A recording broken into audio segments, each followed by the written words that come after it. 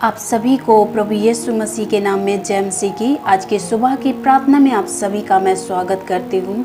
आज जो वचन प्रभु ने मेरे मन में डाला है वो हमें मिलता है यशायाह नबी की पुस्तक 40 अध्याय उसके 30 और 31 वचन में, जहाँ पर इस प्रकार से लिखा हुआ है, तरुण तो थकते और श्रमित हो जाते हैं और जवान ठोकर खाकर गिरते हैं, परंतु जो यहोवा की बाट जोहते हैं वे नया बल प्राप्त करते जाएंगे।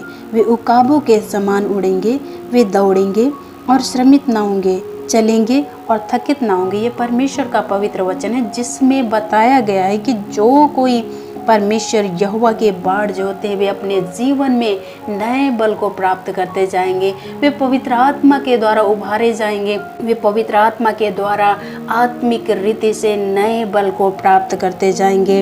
वे उकाबों के समान उड़ेंगे। आप सब लोग जानते हैं कि उकाब पक्षी कितनी ऊंचाई पर उड़ता है, ऐसे ही वे आत्मिक जीवन में उकाबों के समान ऊंचाई तक उड़ेंगे।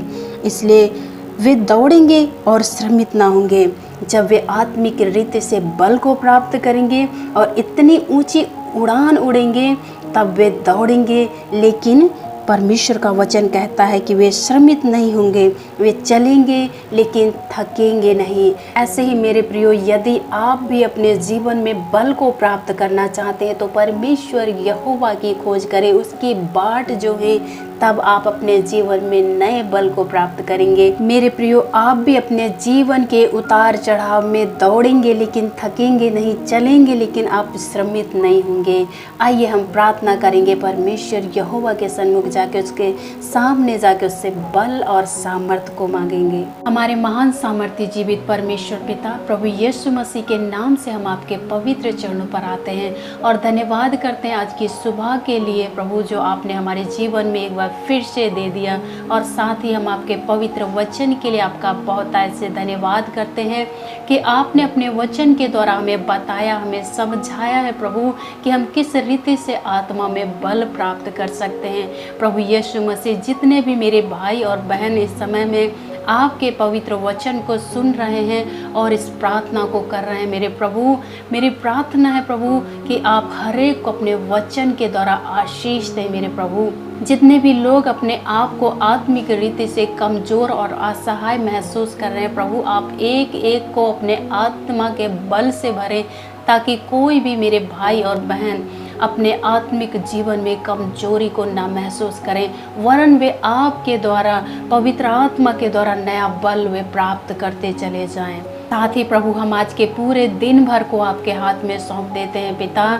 जितने भी भाई और बहन आपका नाम लेके प्रभु आज के दिन की शुरुआत कर रहे हैं, यीशु मसीह एक एक के जीवन में आपकी दया आने पाए, आपकी करुणा आने पाए। अपनी करुणा के द्वारा हर एक भाई और बहनों को थाम लीजिए। जितने भी फिजिकली अपने आप को कमज़ोर महसूस कर रहे हैं, यीशु के नाम से इनके शरीर के सारी कमजोरियां दूर हो जाएं। आप प्रभु इनके काम काज को करने के लिए इन्हें बल और सामर्थ्य दे। जितने भी कामों में प्रभु ये हाथ लगाते हैं, उनके हर एक कामों में आप सफलता को देना। जहाँ कहीं भी ये जाते हैं, चलते फिरते, उठते बैठते हैं प्रभु, एक एक को प्रभु आप सफलता और सुरक्षा देना।